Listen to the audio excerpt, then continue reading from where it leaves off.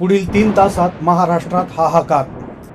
22 जिल्ह्यांना दिला हवामान विभागाने धोक्याचा इशारा. आता थोड्याच वेळात संपूर्ण महाराष्ट्रात होणार वादळी पावसाचा तांडव सुरू.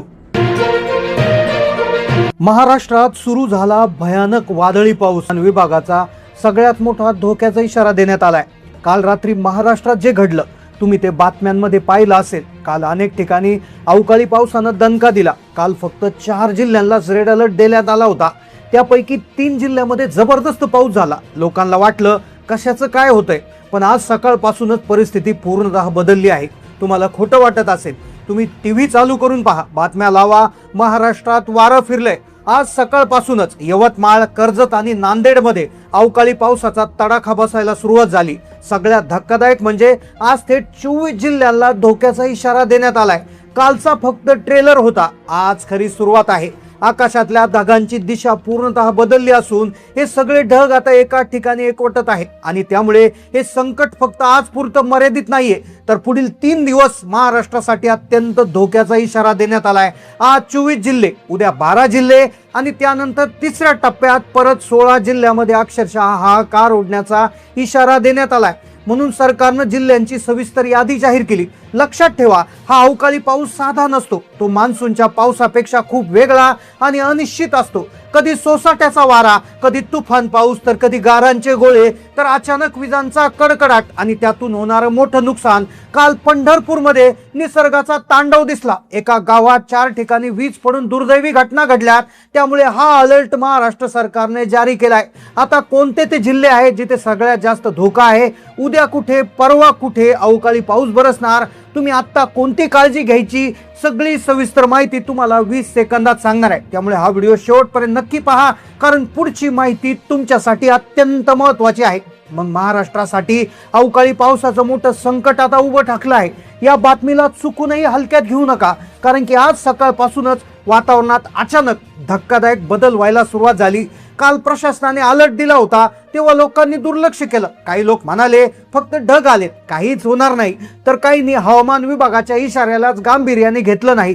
पण आज परिस्थिती वेगळी आहे. आज सकाळी 7 वाजल्यापासून यवतमाळमध्ये अवकाळी पावसानं अक्षरशः धुमाकूळ घातलाय, तर पंढरपूरमध्ये एका रात्री 4 ठिकाणी वीज पडून दुर्दैवी घटना घडल्या. काही ठिकाणी जोरदार वाऱ्यामुळे झाडं उन्मळून पडली. म्हणजे हे संकट आता हळूहळू नाही, तर थेट आक्रमक पद्धतीनं महाराष्ट्रामध्ये प्रवेश करते. पहा, महाराष्ट्रात वारं फिरलंय.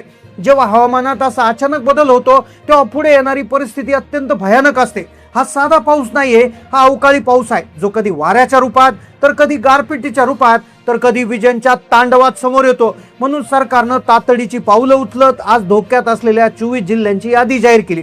या जिल्ह्यांमध्ये नेमकं काय होणार, कुठे मुसळधार पाऊस पडणार, कुठे गारांचा मारा होणार, कुठे विजांचा प्रचंड कडकडाट होणार आणि कुठे झाडं उन्मळून पडण्याची शक्यता आहे, ही सगळी अत्यंत महत्वाची माहिती तुम्हाला देतोय. आता इथून पुढे एक गोष्ट समजून घ्या, असं काहीसं चित्र आज 10 ते 15 वर्षापूर्वी पाहायला मिळालं होतं, जेव्हा एल निनोचा प्रभाव महाराष्ट्रावर पडला होता. सुरुवातीला लोकांनी त्या इशाऱ्याला हलक्यात घेतलं, पण काही तासातच परिस्थिती इतकी बिकट झाली की अनेक भागात प्रचंड नुकसान झालं. पिकं उद्ध्वस्त झाली, वीज कोसळून जिवंत हानी झाली, वाऱ्याने संपूर्ण गावांचं चित्र बदललं आणि पुन्हा तसंच संकट महाराष्ट्राच्या दारात उभं आणून ठेकलंय. म्हणूनच हा इशारा अत्यंत गंभीर आहे आणि पुढे काय होणार आहे हे जाणून घेणं आता प्रत्येकासाठी गरजेचं आहे. मग नेमकं कोणते आहेत ते 24 जिल्हे ज्यांच्यावर आज महातांडव होणार, कोणत्या जिल्ह्यात सगळ्यात मोठा धोका आहे, सविस्तर यादी आपण आता पुढे पाहतोय. कालची परिस्थिती पाहिली तर सुरुवातीला सगळं शांत वाटत होतं. आकाशात ढग होते, पण अनेकांना वाटलं की नेहमी सारखाच वातावरणातला बदल आहे. पण दुपारनंतर अचानक परिस्थिती बदलायला सुरुवात झाली. वाऱ्याचा वेग वाढू लागला, ढगांचा रंग काळाकुट्ट झाला आणि काही तासातच अनेक ठिकाणी पावसाने आणि विजांनी तडाखा दिला. ही फक्त सुरुवात होती, कारण त्याच वेळी हवामान विभागाने काही महत्वाच्या तारखा जाहीर केल्या होत्या. त्या तारखा सुद्धा तुम्हाला पुढे सांगणार आहे, कारण की ते 3 दिवस महाराष्ट्रात टप्प्याटप्प्याने मोठं संकट येण्याचा इशारा स्पष्ट दिलाय. पहा, उद्यापासून महाराष्ट्रामध्ये पहिल्या टप्प्याची सुरुवात होती. खरं तर आज रात्रीपासून याची सुरुवात होणार आहे, जिथे काही भागात जोरदार वारे, विजांचा कडकडाट, अचानक कोसळणारा पाऊस, या 3ही पद्धतीनं भीतीचं वातावरण निर्माण होणार. त्यानंतर आणखी पुढे एका दिवसाने गंभीर होणारं संकट येणार, कारण की या दिवशी गारपिटीचा मोठा तडाखा बसू शकतो. शेत जमिनीवर बर्फांचे गोळे कोसळू शकतात. वाऱ्यांचा वेग इतका वाढेल की झाडं उन्मळून पडण्याचा धोका निर्माण होईल. आणि मग येतो तो शेवटचा दिवस, तो सगळ्यात भयानक आहे. तिसरा टप्पा आहे, ज्या टप्प्यात विजांचा प्रचंड तांडव, मुसळधार पाऊस आणि सतत बदलणारं हवामान यामुळे परिस्थिती पूर्ण नियंत्रणाबाहेर जाण्याची शक्यता वर्तवली आहे. दरम्यान एक महत्त्वाची माहिती समोर आली आहे, कारण की काल रात्री उशिरा सरकारने एक तातडीची बैठक घेतली, ज्यामध्ये हवामान विभाग, आपत्ती व्यवस्थापन विभागाने महाराष्ट्राचा सॅटेलाइटचा फोटो तपासला. त्या फोटोमध्ये समुद्राच्या दिशेने एक विचित्र प्रणाली तयार होताना दिसली. मोठ्या प्रमाणात एक ढग एकाच दिशेने सरकत होते. त्यामध्ये चक्रीवादळाची हालचाल स्पष्ट दिसत होती. त्यामुळे तज्ज्ञांनी ही प्रणाली 22, 23 आणि 24 एप्रिलला अधिक तीव्र होणार आहे. म्हणजे प्रत्येक दिवसागणिक संकटाची तीव्रता वाढणार. प्रत्येक टप्प्यामध्ये जवळपास जिल्ह्यांमध्ये एक पावसाची स्थिती बदलणार आहे. म्हणूनच प्रशासनाने लोकांना सतर्क राहण्याचा इशारा दिलाय. अनावश्यक बाहेर पडू नका, सुरक्षित ठिकाणी राहा, विजेपासून दूर राहा, शेतीची काळजी घ्या असं स्पष्ट सांगण्यात आलंय. पण सगळ्यात महत्त्वाचा प्रश्न अजूनही उरतो, नेमकं कोणते जिल्हे या धोक्यात आहे? कोणत्या ठिकाणी आज पावसाचा तडाखा बसणार? उद्या कोणते जिल्हे असणार? पुढील 2 दिवसात कसं संकट येणार?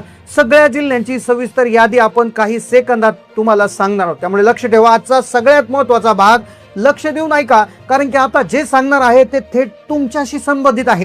राज्यातील कोणते जिल्हे धोक्यात आहेत, नेमकं कुठे काय होणार हे समजून घेणं अत्यंत गरजेचं आहे. आणि इथेच अनेक लोक मोठी चूक करतात. आपल्या भागात काहीच होणार नाही असं समजून ते निष्काळजीत राहतात. पण आता तसं अजिबात होणार नाही.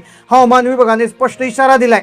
24 एप्रिल पर्यंत महाराष्ट्रातील अनेक भागांमध्ये वादळी वारे, विजांचा कडकडाट आणि गारपीट आणि मुसळधार पावसाचा तडाखा बसणार. विशेषतः मध्य महाराष्ट्र, विदर्भ, मराठवाडा आणि कोकण हे चारही भाग सध्या सर्वात जास्त धोक्यात आहेत. सर्वप्रथम कोकण. जर तुम्ही रायगड, रत्नागिरी किंवा सिंधुदुर्ग मधून बातमी पाहत असाल तर पुढचे काही तास तुमच्यासाठी अत्यंत गंभीर आहे. समुद्र किनाऱ्यालगत जोरदार वारे सुटणार आणि अचानक मुसळधार पाऊस सुरू होऊ शकतो. विजांचा कडकडाट इतका तीव्र असेल की उघड्यावर थांबणं धोकादायक होऊ शकतं. आता उत्तर महाराष्ट्र, धुळे आणि जळगाव मध्ये परिस्थिती वेगानं बदलते. इथे अचानक गारपीट होण्याची शक्यता, म्हणजे पुढील काही मिनिटात उभं पीक उद्ध्वस्त होऊ शकतं. हे सगळ्यात मोठं नुकसान ठरू शकतं. जर तुम्ही नाशिक आणि अहिल्यानगर मध्ये राहत असाल तर ही माहिती तुमच्यासाठी महत्त्वाची आहे, कारण की ते जोरदार वाऱ्यासोबत पाऊस आणि विजांचा तडाखा बसणार. विशेषतः द्राक्ष आणि कांद्याच्या पिकावर याचा मोठा परिणाम होऊ शकतो. पुणे, सांगली, सातारा, कालपासून या भागात बदल जाणवायला लागलाय. आता हीच खरी भीती सुरू होते, कारण की ते गारपीट आणि वाऱ्याचा वेग दोन्ही वाढणार. अचानक परिस्थिती हाताबाहेर जाऊ शकते.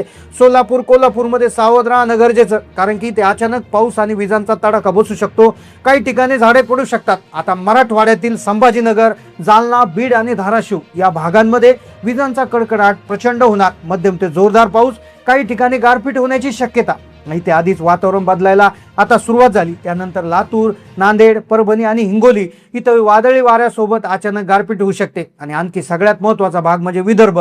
जर तुम्ही यवतमाळ, नागपूर, चंद्रपूर किंवा गडचिरोलीमध्ये असाल तर पुढचे तास तुमच्यासाठी अत्यंत धोकादायक आहे, कारण की इथे विजांचा प्रचंड तांडव होणार. जोरदार पाऊस आणि वाऱ्यामुळे झाडे उन्मळून पडण्याची शक्यता. ग्रामीण भागात वीज पडण्याचा धोका. पण थांबा, सगळ्यात मोठी चूक अजूनही लोक करतायत, ते म्हणजे निष्काळजीपणा. म्हणूनच आता जे सांगतोय ते लक्षात ठेवा. अनावश्यक बाहेर पडू नका, उघड्यावर उभं राहू नका, झाडाखाली थांबू नका, विजेपासून शक्यतो दूर राहा.